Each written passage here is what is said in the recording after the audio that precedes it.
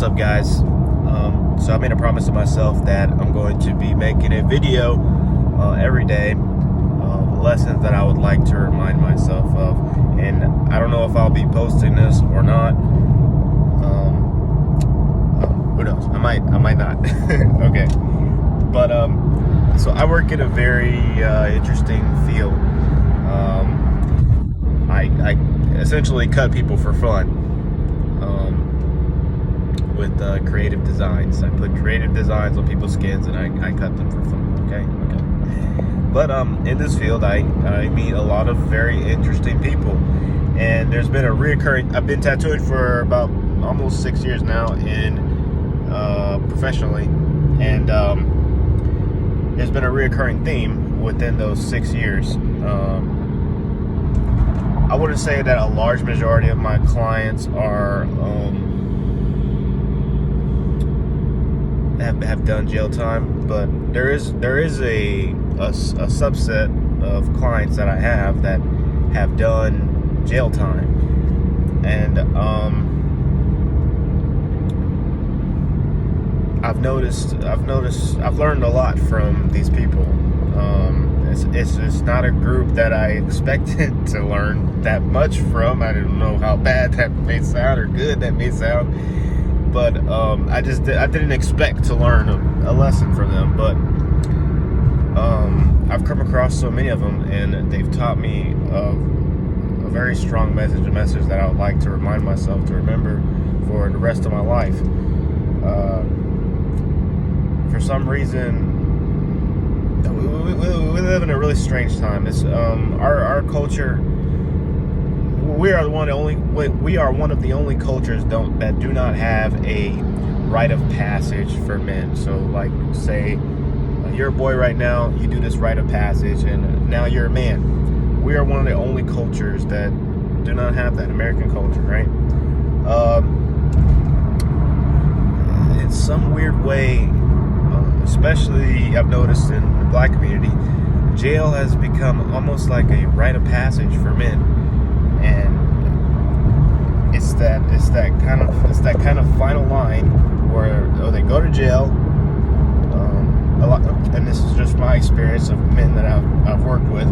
They'll go to jail, they'll come out, they'll either be destroyed or they level up. And I'm talking like crazy level up, like business owners, lifestyle, everything. Okay, they just get it all. So that's been my experience. Jail is almost become like this kind of like rite of passage for the community, and it made me so curious as to, like, what is it that these guys are experiencing in jail that when they come out, they become so much more exceptional human beings. Not all, but the ones I've come into contact with, they become such an exceptional human being after. And it's kind of sad that jail has become that kind of like rite of passage for our culture. But the reason I haven't made a video about this is because I didn't understand why that was the case until I came across this guy called Watson Fit, and he did 10 years in the penitentiary for drug dealing, and then he got out, and then 5 years later, multi-millionaire, ultra successful, coaching program and everything, right? But he did a video. His YouTube channel is called Watson Fit, by the way.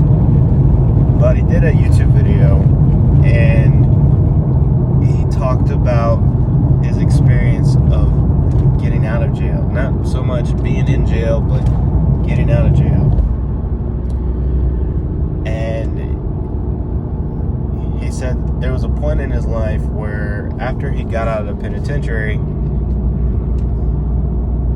a friend offered him a place to sleep at his house, and I don't think there was a bed. It was just like a blanket and a floor, but it was a place to sleep, and there was a shelter and stuff, right? And he talked about how how grateful he was for that blanket and that floor. And it just made me think the people who become successful or gaining momentum or who are seeing success, they remain humble and they remain grateful. And I think that's what this phenomena that of course there's hard work, of course hard work is involved, but there's plenty of people that work hard but don't see that kind of success.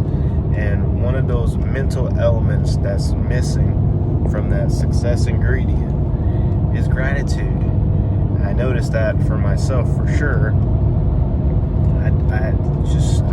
When you're hustling so much, you don't take a minute to reflect and say, wow, I did that.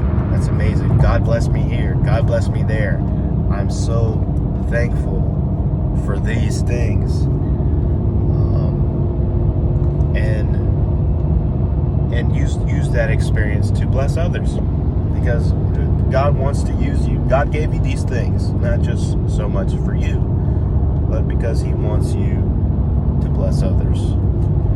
And that was a big lesson for me, to just sit back and be thankful. Be thankful for the floor that you walk on. Be thankful for the bed that you sleep in, the AC, the freedom. Just be thankful. Be thankful to God for giving you the strength to do all these things, and just be thankful. We are so blessed, for we live such comfortable lives that we forget to be thankful. And I know for myself, that was one of the real important ingredients for my mental state, in order for me to keep pushing to higher and higher levels. So this video's getting kind of long, but if you stuck it out, I hope it was beneficial to you.